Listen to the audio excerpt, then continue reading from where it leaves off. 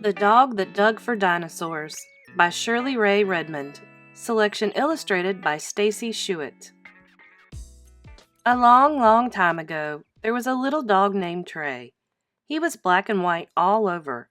He had friendly brown eyes and a very wiggly tail. Trey lived in England. Trey was a real dog, and this is an honestly true story about him. Trey loved two things most in the whole world. First, he loved Mary Anning. She was 12 years old and lived with her family in a small cottage near the beach in Lyme Regis.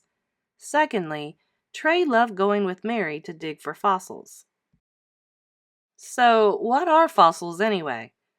They are the remains of animals and plants that died a long time ago. When a leaf or bone gets pressed between layers of sea mud, it leaves an imprint. After many, many years, the mud hardens to rock. Trey and Mary knew that they would find the very best fossils high up on the cliffs around the beach. They climbed up there every day. Trey sniffed the rocks. Sniff, sniff. He pawed the dirt. Scratch, scratch. Mary used a small hammer and chisel. Tap, tap, tap. With these tools, Mary carefully cut fossils out of the cliff, just as her father had shown her. Trey watched as she placed the fossils in her basket. Most of them looked like seashells. Mary and Trey sold them as souvenirs to the tourists that came by stagecoach to swim at the beach near their home. One day, Trey and Mary discovered some very large bones sticking out of the rocks. They were huge! Trey growled and tried to dig the bones out. Mary used her hands to brush away the loose dirt. "Trey, we've discovered a monster!" she declared. The bones were much too big for Trey and Mary to remove by themselves. "I'll go for help," Mary said.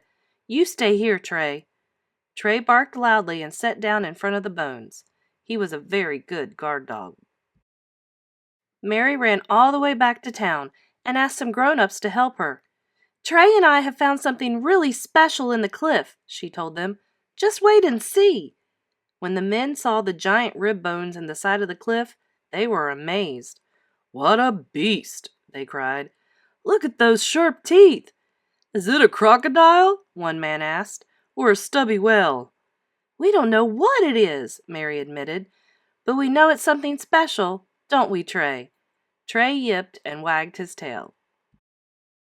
A rich man who lived nearby heard about the sea monster. He hurried to see it for himself. "I'll buy it," he cried. "I will give it to the British Museum in London." "Do you know what it is?" Mary asked. "It's called an ichthyosaur," the man told her. "That means fish lizard," he explained. "It's like a dinosaur, with fins." The amazing news spread about the gigantic fish lizard and the dog and little girl who had found it. Soon, many strangers came to Lyme Regis where Mary and Trey lived. They all wanted to hunt for fossils, too. The men wore tall top hats. The women wore frilly bonnets. They carried pretty umbrellas called parasols. Mary shook her head and smiled.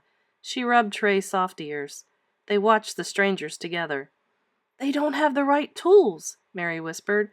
"They are wearing the wrong kinds of shoes. Aren't they silly, Trey?" Trey yipped and chased his tail.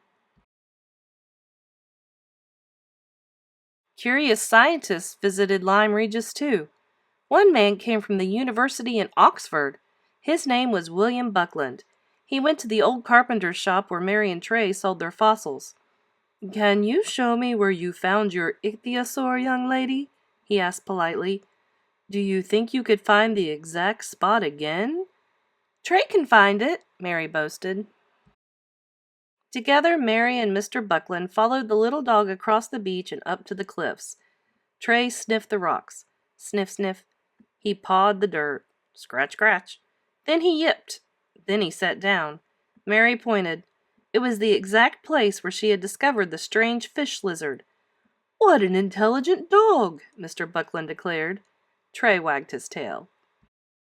Trey and Mary continued to dig for fossils. They were very careful. Mary watched for falling rocks like her dad told her. Trey looked out for storms and high tides.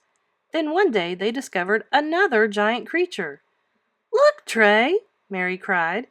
"Is it a sea dragon?" Trey sniffed the skeleton and snapped at it with his teeth. The creature had a long, long neck. Its backbone was shaped like a humped turtle shell. Instead of feet and legs, it had 4 large paddles. But it wasn't a sea dragon. Mr. Buckland called it a plesiosaur. One day, Trey and Mary found a fossil that no one in England had ever found before. This one had huge, bony wings like a bat and long, sharp jaw. Trey growled. "It looks like a gigantic flying lizard," Mary declared. The scientists thought so too, and that's why they named it pterodactyl. That means lizard with wings. Over the years, Trey, Mary, and Mr. Buckland became good friends. They showed him where to find the best fossils in Lyme Regis. Mr. Buckland brought books about dinosaurs for Mary.